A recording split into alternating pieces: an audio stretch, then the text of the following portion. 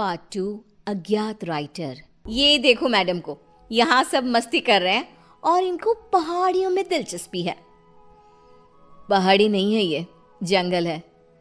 अंदर क्या होगा? किसी का घर, कोई पुरानी हवेली, या और क्या हो सकता है?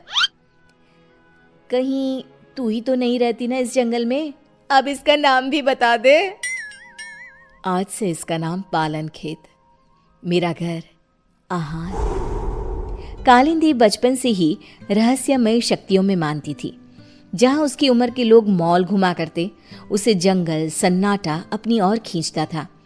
वो अपने सपनों को हकीकत से जोड़ने की कोशिश किया करती और अपने अनुभव को एक डायरी में लिखा करती थी, जिसके कारण उसके बेंचमेट उसका बहुत मजाक उड़ाया करते थे।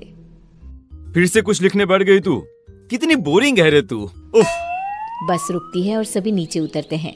वाटरफॉल के पास का नज़ारा बहुत ही खूबसूरत होता है।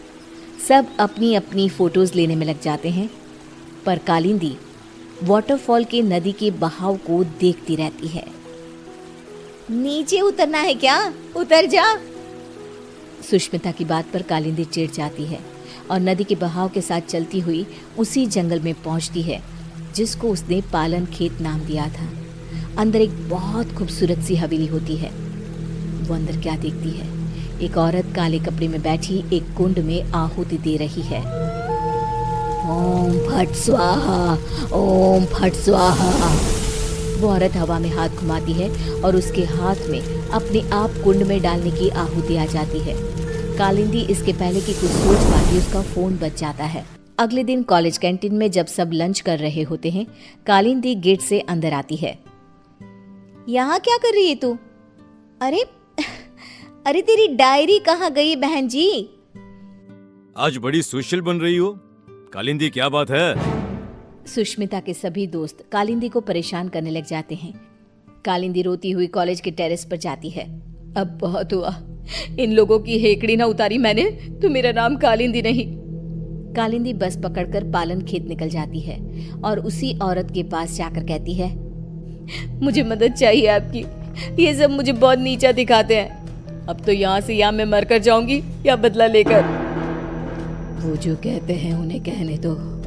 सामने देखो तुम्हारी डायरी और पेन। कल तुम इन्हें यहीं भूल गई थी ना? जाओ खोलो उसे। कालिंदी डायरी खोलती है। इसमें तो कुछ भी नहीं है, खाली है ये। पेन को उठाओ और कुछ लिखो। तुम जो चाहोगी वो मिल जाएगा तुम्हें। अब तो खुश हो ना तुम? कालिंदी पेन उठाकर किताब में लिखने लगती है। वहाँ बहुत सारी किताबें आ जाती हैं। ये तो सच में जादू हो गया। तुम्हारा मन बहुत अच्छा है बेटी, जाओ अब खुश रहो। कालिंदी वापस कॉलेज जाती है और अपनी ही धुन में मगन हो जाती है। उसकी खुशी बाकी लोगों से बर्दाश्त नहीं होती और उसके पीजी के कमरे के बाहर सभी ताका झाके करने लग जाते हैं। अब क्या मांगू? चांद, छोटा सा चांद हाथ में कैसा लगता होगा ना? ये क्या बकवास कर रही है? सही में तेरा ऊपर का माला खाली है। तुझे ही देखना था ना इसकी खुशी का राज। चल अब। दोनों आगे बढ़ ही रहे होते हैं कि खिड़की से एक रोशनी आती है। दोनों देखते हैं कि कालिंदी के हाथ में सच में चांद है। ये मेरी आंखों का धोखा है। धोखा है, ऐसा कैसे हो सकता है? नहीं। ये भ्रम नहीं है, ये सच्चाई है। पर इसे ये कहां से मिला? सोच, अगर हम इसे चुरा ले तो? और रोहन उस पेन को चुराने में जुट जाता है। वो सोचता है कि रात को कालिंदी के कमरे के बाहर आग लगा देगा ताकि वो भागेगी और रोहन पेन चुरा लेगा।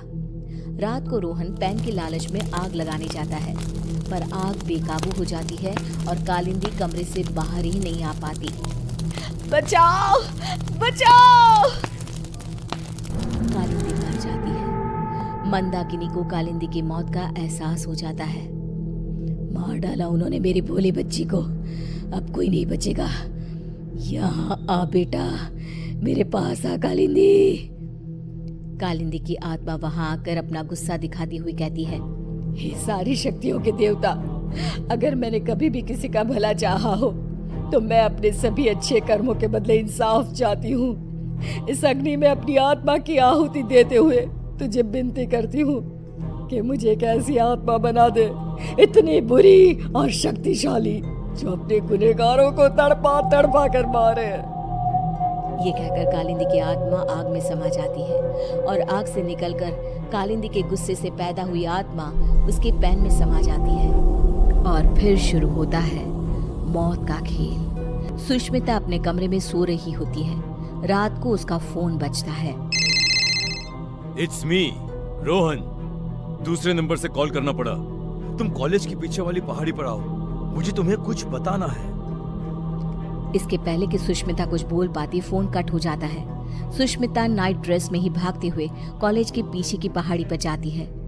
जंगल की धूत अंधेरे में दिखता है वो चमकता हुआ पेन। मान गए रोहन, तुम्हें आखिरकार पेन मिल ही गया।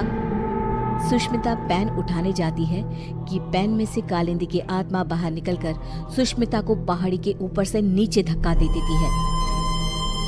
ये तो बस शुरुआत थी, सब मरोगे। और वही होता है, जिसने भी कालिंदी को दुख दिया था सब मर जाते हैं। पर आत्मा अब इतनी क्रूर हो चुकी थी कि वो रुकती ही नहीं। अब पेन और ज्यादा खून की प्यासी हो गई थी। एक दिन 16 साल का एक लड़का करण नदी के किनारे बैठा हुआ होता है। एक चमकती हुई पेन उसका ध्यान अपनी ओर खींचती है।